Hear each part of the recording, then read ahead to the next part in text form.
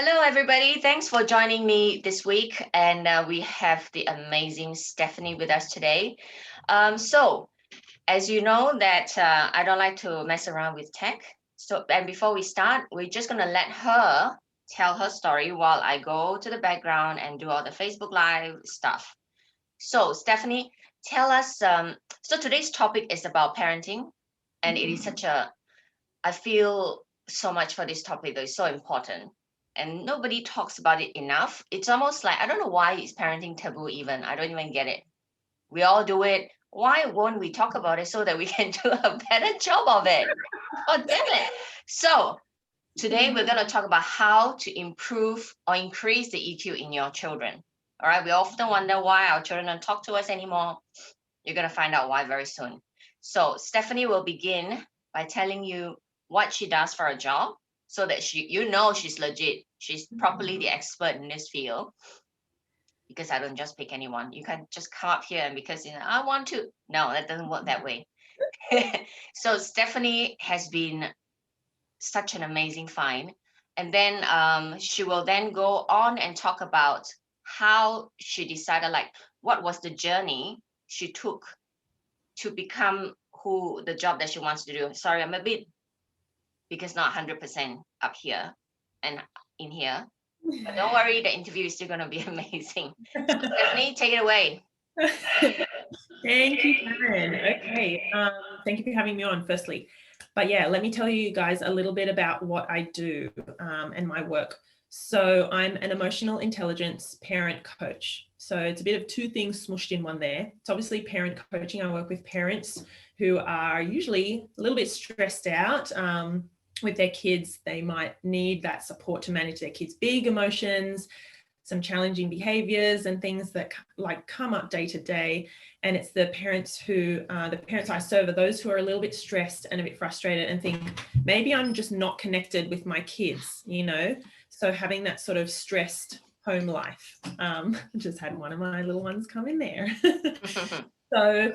So that's really the parents I serve. I obviously work either one-on-one or in a group sort of situation, just to really help give the parents the tools and the strategies and the neuroscience behind why our kids act this way, why they have these big emotions, why they can't handle them, and why they have these meltdowns. I think if we don't have that understanding and that as a foundation, then we're kind of like running in blind and we're like, oh my God, why are you so emotional? Why did you melt down over that? It's a small deal, you're making a big deal. And all that kind of stuff that just, it can consume us as parents if we sort of let it. So yeah, I bring in that emotional intelligence, the threads, the flavor, I guess. And being certified as emotional intelligence coach means that I just have that understanding of, our own emotions as parents, but also our emotions of our kids. What is going on there? Having that awareness in real time, like in the moment, which is when we need it, really. Yeah, that's it. That's right. And using that information to guide our actions, make good decisions, shift or adjust our behavior on the fly. And that stuff really helps us to build that good connection with our kids. Doesn't matter what age they are. Like if we're doing it when they're younger, we're building that connection so that when they're older and they're, in their teens or later, they're still going to come to us. They're going to feel connected. They're going to ask us questions. They're going to come to us for support rather than turning to something else. And that's right. I won't go into all there's bucket loads of research around emotional intelligence for kids as well as adults. I won't go into it, but in a nutshell, having an emotionally intelligent family culture, which is kind of what I'm about, yeah, we can see it reduces the risk or likelihood of our kids turning to drugs or alcohol when they're older, when they're in their teenage years, in order to manage those tough emotions and those adversities. Absolutely. And the thing is, am I right to say that you're never too late? Yep. Never right? Because people think, oh, it's too late, they're too far gone, they're 18, there's nothing I can do. No, that's the biggest crock of bullshit. Yeah, it is. And I was only watching something the other night this week about I think it was a TED Talk, a particular teacher who had a really tough class in one of really low socioeconomic areas in the US. And just the fact, I think she does a TED talk and a gold cast, like amazing. And she turned around the lives of these kids who everyone kind of gave up on. That's it. I know, it's never too late. And so we've just gone live on Facebook. I'm just going to quickly say hello to the Facebook Live viewers. So today we're here to talk about emotional intelligence and emotional EQ culture within our family so that we can improve the EQ of our next generation. Where does it begin? It begins with us, because that's where they spend the most of their time, at home. And of course, when they start going to school, let's not talk about that. It's a topic for another time, how external influences still affects what we put in. But once the foundation is there, it's there. You need to trust that. Okay, it's like building a house. You put down a proper foundation, it will be there. You need to trust that. So today we have Stephanie here, and she is a what do I even call you? My expert. Emotional intelligence parent coach, I guess. Yeah. And she is amazing. She will go where people wouldn't go. But when people are very passionate about a particular subject, there is usually a reason, a very good reason. And I'm gonna let her tell you why she's chosen to do this as a profession. Okay, well, I guess my part of the reason why I now do the emotional intelligence coaching, and I do it for parents, but in order to build the capacity with their kids, is that in a previous life, I was a speech pathologist for 10 years. And I would obviously work on speech, language, communication, all that kind of stuff with the children. Yep. And I realized that parents were asking more and more for support on how do I manage my kids' big emotions? Why do they have such challenging behavior? Like what is wrong with them, or what am I doing wrong? And I thought, oh my gosh, there's so, like, this stuff is more sometimes more important or more valuable than working on some adjectives and verbs and stuff like that. So I also knew that when kids were able to come to therapy or in any situation where they had that ability to sort of manage their emotions to a certain level, then they felt safe, they felt heard, they could have those big emotions and we could deal with it. And so we were then in this like beautiful zone of connecting and learning and everything. But without that, it was kind of pointless. Yeah. So I knew also, like, I had just discovered emotional intelligence, was reading about it, learning online, watching YouTube and everything. And I thought, why aren't we doing this with our kids? Like, all the stuff I was learning and reading about, and I got Daniel Goleman's book that came out in the mid-90s that kind of put it on the map, so to speak. And I was like, this stuff's for adults. Like, it's all about, when we get to our 30s, that's it. Whatever, now we need to look at our self-awareness, our behavioral self-control, our communication skills, our conflict resolution. I'm like, why don't we teach this to kids when they're younger? Exactly. So that's half the chunk. And the other half is that only now, on reflection, I should have been diagnosed with anxiety when I was in my teens, never was. But I realized that I was just a very nervous, kind of shy kid.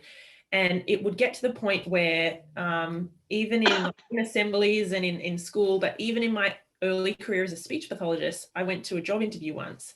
And I feel like it just went from 0 to 100, that I was quite nervous. And then I got there and met the person. And then my 100 a minute later was I would faint out cold on the floor, unconscious. Oh my God. I would either hit the floor or I would just slump down like this. Oh my God. And I was like, and I was like to mum, what's happening? I don't know. We went for tests. We saw a neurologist. They were like, you're healthy. You're fit and healthy.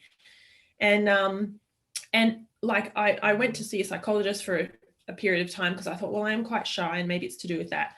Anyway, come full circle, I think, oh my God, the massive piece of the puzzle that caused it, that was missing, was the emotional intelligence. I had no awareness of my emotions, no awareness. I didn't know what anxiety was, didn't know like when I got frustrated, or I was a people pleaser and I was polite, and that was the culture in our family. We were English. So that's around the world, my darling. It's around the world. So I didn't show my emotion. I didn't let it out, didn't talk about it. That's it. And the thing is, not that it was not to be spoken about. We weren't told off for being angry or anything, but we weren't having those emotional intelligence conversations. Yeah. Like, what's going on? How are you feeling? So I sort of squashed it down, hit it, and just tried to get on with it. And I kept thinking all the time. That was my stress response. Like my fight or flight, I think it's fight, flop, faint. And I've since done research and learning along with emotional intelligence, and discovered the vagus, the importance of the vagus nerve and the impact that can have on your nervous system. Yeah. And it literally says the last point of like this fight flight response in your body when you're under attack or a perceived attack or threat, which was what I was in those assemblies and the interviews and the stressful, the last point is either dissociating or out of your body and or just going unconscious. And I was like, wow, what happened? My body and my brain was at such a high, like I walked around like this. It just shut down. And then my body was like, this is too much for you. Big threat. Thank you. We'll shut down. Goodbye. And I just freaking went out on the floor. And then I would wake up and I'd say, no, I'm fine. I'm just a fainter. Meanwhile, feeling like shit. Oh my God. That would be so embarrassing. So embarrassed. I once, a really quick story, I did a uni prac in a hospital with another speech pathologist, and I was just following her around, walked halfway down a corridor to go and see my first patient as a student speech pathologist. So I was like not having to do anything, got so nervous that I fainted in the hallway. And then I woke up in one of those little side rooms where the family meets, and there's a TV and a couch kind of thing on the wall. Yeah. And like 5 people were around me, and they said, we've got the crash cart because we couldn't get your pulse. It was like so low. Your blood pressure just, like your body was like, shut down. That's it. And that's because I couldn't say, hey, I'm really nervous. I don't know how to deal with this. I need some support. I need help. Can we talk about this? I don't do well in these situations. I was like, no, shut that shit down. People please, and say the right thing and do the right thing. And that just didn't work for me. So. I know. I mean, even though I was raised by a mother who tells me you need to you just say things as it is, because she's, she just wants me to do that. I don't know why.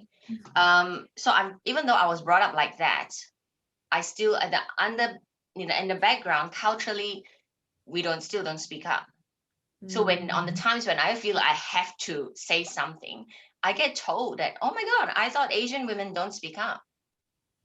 Oh, trust me, it happens so often. So where do we take this whole conversation to the next level is that Stephanie is going to share with us 2 things we can do today with our children, that it's going to change them. It's going to change your life and your relationship with them. So number 1 is how we can allow our children to feel their emotions. Why is it so important? And how we unconsciously sabotage it. We do. We don't even know it until sometimes it happens, and shit. You don't even realize it because you get embarrassed. So the second thing we're going to share is how, as parents, when we don't talk enough, how that affects our children. Now, remember this so very clearly, that our children model after us. Our response to any situations they are watching, right? And they are learning and they're thinking, oh, do I want to do that? Oh, so that's how she behaves. So my children now knows that when I get upset or whatever, I go shopping. So they'll know, come on, mom, let's go to the shops. Let's buy you something. And that is my stress response. So they know that it's not a harmful thing. We just need to buy something small and then she'll be happy again. Right? So I know. So we'll let Stephanie go to the first topic about why. You'll be surprised at how many parents don't allow their children to feel their emotions. So can you give some examples? Oh my gosh. So the reason why I think this is so important is because when we don't allow our kids to feel their emotions, I feel like that's kind of saying that we don't want them to show their emotions because it's ugly. And it's, I mean, let's talk about if we're real, it's the unpleasant, or you can just call it the negative emotions. I mean, I never say, and there aren't good or bad emotions. They just are. They're information. Like emotions are energy, right? Energy in motion. And I feel like, you know, for a long time, pretty much across lots of different cultures, emotions have kind of gotten a bad rap. We think they're messy, they're fluffy, they're silly, leave them at the door, just get on with it. We haven't realized that emotions are actually a highly intelligent assessment of our interpersonal functioning. It's data. It's just telling us, it's a language of the body saying, hey, listen up here, ding, ding, ding. This is, you know, boundaries been crossed. You need to speak up. Oh, I like that. You know, it's like a little red flag saying, bing, like feeling the frustration coming. Or so may I just jump in very quickly? So what Stephanie is not saying, right? She's not saying it's okay to leave your child to throw a tantrum. That's not what she's saying. She's saying if they're sad, they should be allowed to show it, and we explore that. If they get angry, they should be allowed to show it, and we explore that. So we teach our children to be in control of themselves, but we're not controlling them. Can you see the difference? I'm so sorry though that I jumped in because of this. I feel so strongly about this whole thing. That's why I wrote a parenting bloody book, because I'm done with people not speaking up about the right way to raise children. You just follow your instincts, and you just need to do the right thing by your child. So what Stephanie she's not advocating, oh yeah, if your child's having a tantrum or pulling things off the shelf, just let them. It's okay, because you know what? They're just expressing the need to destroy shit. No. So I'm gonna throw this challenge at you. So what do you do? What do you say to parents when they say, so what do I do? If I allow my children to express their feelings, does it mean it's okay that they cry on the aisle and, you know, they break shit? What is your response to that? I love that you jumped in. Please don't apologize for that. Because you added so much insight there and value. Yes, we need to allow our kids to feel their emotion and not tell them off for it, or not say, you shouldn't feel that. It's not a big deal. Get over it. Like, it's just a scratch, or she didn't mean it. So we, like, when we do that, we invalidate what they're feeling, what their intuition, what their feeling is. Like, I don't know about you guys, but I want my kids when they're 14, 15, 16 to trust that feeling and that intuition. When someone says, hey, come on, have one of these with us, everyone's doing it. If they feel like, oh, I shouldn't do that, it's not right, or whatever, I want them to listen to that energy, that emotion, and be like, no, thanks, that's not for me, I don't want that, or whatever. So allow them to feel it, and allow them to show it. So showing the emotion, like you said, is that might be getting upset, saying I hate it, stomping their feet if they're young, or, you know, kind of going about the house and being a bit like moody. Like, allow that. Again, it's a release of emotion, right? We can't tell them to squash it down. It's not a big deal. Ignore it, like suppress it, or I don't want to see it. Go to your room if you want to cry. Like, that's it. Let that, it's energy. Let it release. Not if they're like, this is different to if they are hitting things, breaking things, hurting people, saying inappropriate things or something. The emotion is okay. Not all behavior is. Of course, we don't let our kids to like smash some books or like break their brother's something. Like, no one is going to want to be on a team with that kind of kid. No one's going to want a friend with that kid. No one's going to employ that person. Like, that's it. We have a responsibility to look in the long term and see, okay, how do I need to guide my kids through this? I don't want them to shove this down, ignore it, be a people pleaser, develop anxiety, hello, but I don't want them to go the other way and have no boundaries, no rules. It. So what do you suggest we do? Either way, that's a disservice. So what you do is allow the emotion to come out. Validate that, the feeling, wow, I can get it. I can see that you're so angry right now. She's just taken your texters without asking, whatever it is. So validate that. Yeah, that would annoy me too. She shouldn't have done that. Okay, I get it. That's really frustrating. So allow that emotion, validate it, and empathize with it. It might take 20 seconds to say that in one nutshell. You don't have to say, I know, whatever, you shouldn't have done. Like, it's not fluffy, let's just get down and chat. It's saying, it's letting them feel heard, which is what we all want, right? We all imagine coming home from a crappy day and your husband saying, it's an idiot, like, she's an idiot, just ignore her, come on, you're like, no, you're not hearing me. That's it. Just hear them, validate. If you need, this is kind of the middle step that sometimes parents miss or forget. If you need to set limits and boundaries around You know, it's like, okay, I get it. You're so frustrated. You didn't do well in that test and you're annoyed about it, but I will not let you come home and smash that cup That's it. or use that language. So it's the empathize and validate, but set the limits if you That's need it. to. That's I know this is yucky. I would hate it too, but I cannot let you, or but you must not. So we still hold those boundaries because that's guiding our kids on what to do with this emotion. That's it. And then the last part, you don't always need to do that. If they're just stomping, shouting and whatever, and you're okay with the shouting and the yelling, some families, that's fine. It's healthy, whatever. Others think, oh, we'll find another way. But to allow that release somehow. And the final part is to do that collaborative problem solving. Like it's not we solve the problem for them. It's not saying, come on, go and ask for a turn. You're right. Hurry up, go back. You'll do it. Or just next time study more. Okay. You know, you shouldn't be so worried. Just next time you'll do better. It's collaborative in the sense of like, okay, I get that. That was frustrating, whatever. I can't let you do this. What can we do about it now? How can we move on? If this happens again, what should we do? Or have you got any ideas? How we can, you know, get back on you. I often say to my kids, I'm like, do you want to sit here for a minute with me or do you want to get back on your scooter?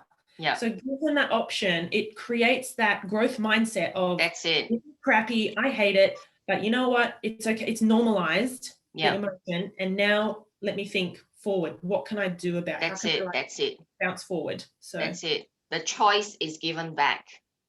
So if I may jump in again, one of the valuable things that my mom taught me was that she will always tell me when she's upset with me about something. If I've upset her, she will say, you know, she would, after she's had like manage her anger, she will come and explain to me what I did wrong. Yeah. So from a very young age, I've done that with my boys. So I'll tell them, you know, what you did, you made me feel this way, and this is the reason why we don't do things like that. So they used to roll, now they continue to roll their eyes. They used to roll their eyes and, oh my God, Mom, no, I don't want to hear your reasons anymore. But I'm telling you, this is also one of the things that I've come up with, Stephanie. You know, parenting takes time. You need to stop and take time.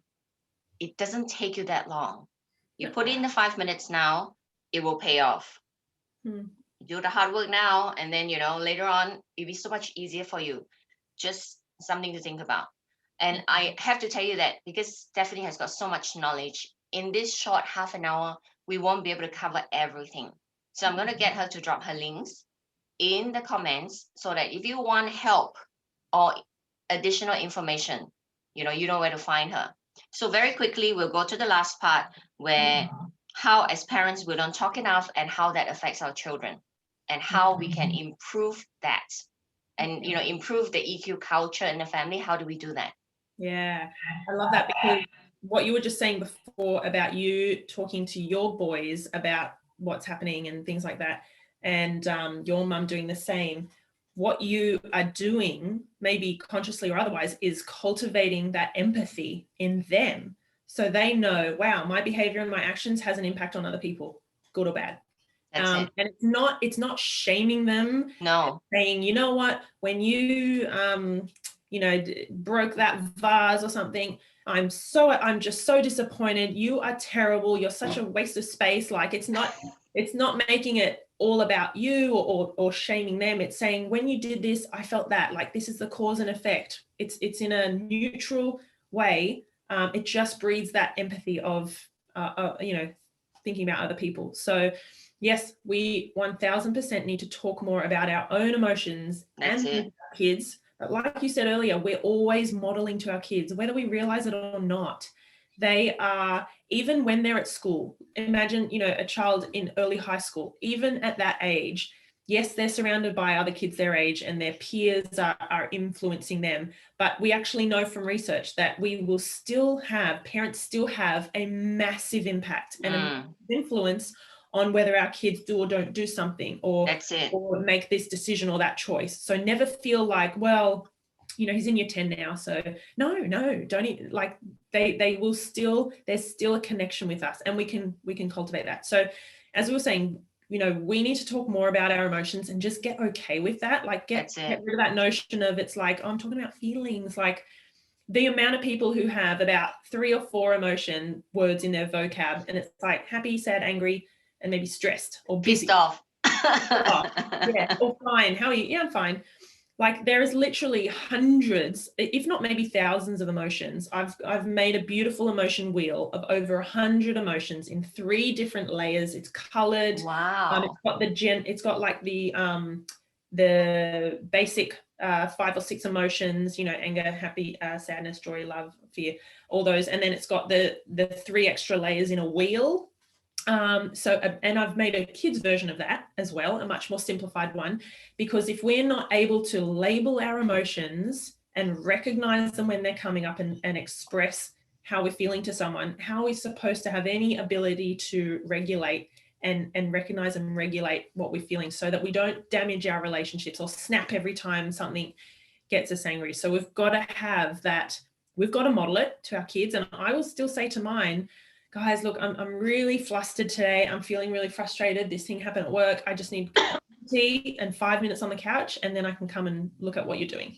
Yeah. And so they know, like, I'm talking about how I feel. I'm saying what caused it, that cause and effect. And I'm saying, this is what I need right now to cope with strategy for me. And they get, like, you know, like the boys will do with you now, they kind of say, okay, do we need to go shopping? Yes, they do. So, and we have to be there to co-regulate with our kids long before we can expect them to self-regulate. Like, oh my God, even sometimes I can't self-regulate. I have to go to my husband and say, oh my God, this thing happened and now I don't know what to do. Like, we can't expect them, a 5-year-old or a 10-year-old, to you know, self-regulate big emotions and stuff like that. They don't have the hard wiring. They literally don't until they're about mid-20s. That's it. They don't have a fully developed brain. So we're pushing against like limitations. Yeah, biological limitations. That's right. Yes. So yeah, a lot of people don't realize it though. That's the thing as well. And the thing is, when we show people our emotions, like our children, it gives them permission to show us who they are. We're not perfect, and that's okay. A lot of parents try to be perfect. I'm not. I fart, I burp, and then they're like, "Oh, mom, gross."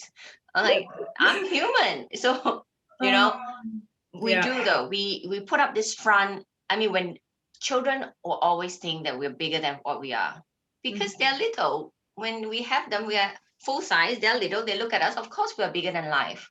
Yeah. But as they grow up, we show them the more real we are, the more real they get with us.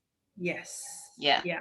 And if I can jump in with a really quick, like a story. Someone once told me, look, so I have a 4-year-old and a almost 7-year-old. And I say to my 6.5-year-old, I say, buddy, I'm only a 6-year-old parent. I've only had you for 6 years. I'm not this like 30-something-year-old. I've only been parenting for 6 years. Like, I'm still learning. I stuff up. I make mistakes. I shout. I have to apologize. It's bloody yuck and like embarrassing. And I could sweep it under the rug because I'm much bigger than him, like you said. But I have to own up and be like, yep, I stuffed up. I shouldn't have done that, buddy. I'm really sorry.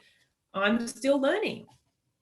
Exactly. And I love that you say that to your kids. Yeah. It is so beautiful though, that you say that versus no offense to the parents though. We learn what we learn from how we're raised. Yeah. You know, I've seen so many parents say, oh, you know, just do it because I said. No, you tell them why. Yeah. And that's your every opportunity. If my boys watch this, they'll die. Every opportunity is a learning opportunity though. It's a teaching moment. And it's never wasted. It's never ever wasted. So is there anything you would like to finish with, Steph, before we finish? Oh, what would I like to finish with? I think we kind of touched on this, being real and authentic and open about stuffing up and making mistakes. So literally saying to your kids, oh my gosh, you know what, earlier today I shouted at you or I blew up. I'm really sorry. This is why. I shouldn't have put that on you. Let's work it out together and have that conversation, because you're kind of cleaning that slate and explaining to them what happens, but you're modeling to them that when they stuff up, it's never too late to apologize. That's it. It's too late to say, you know what, I broke that, or I shouldn't have said this, or can I do a redo? Yeah. And just gives that, it just is like, you know, it's a Exactly. breath of fresh air. We've got to model it. And we shouldn't underestimate the power of that. We keep thinking, oh, they're too young, they don't get it. No, don't underestimate it ever, especially when the children are growing up. They're tech savvy, they know so much. They know a lot more than I did when I was that age. I was like, you know, I don't know where I was in my mind. So don't ever underestimate them, that every teaching moment that you grasp and then you make full use of it, it will come back and reward you. Yeah. It is. So with that, we're going to wrap up this conversation, and we'll thank you, Stephanie, for being with us today. I will definitely have her back though, because there's so many other topics I want to talk about. And I'm sure a lot of parents, you think you're just doing, you know, just cruising. You can cruise though, or you choose to have your children. So why not do the best you can? Why not? You spend the same time with them. So if you want to have a continually good relationship, this is where you start. All right. So we'll see you next week with my next guest. You're going to be interested to know that she is an LGBT plus expert, helping parents deal with children who are coming out or have already come out and the difficult conversations they have. So we'll see you next week. Bye. So.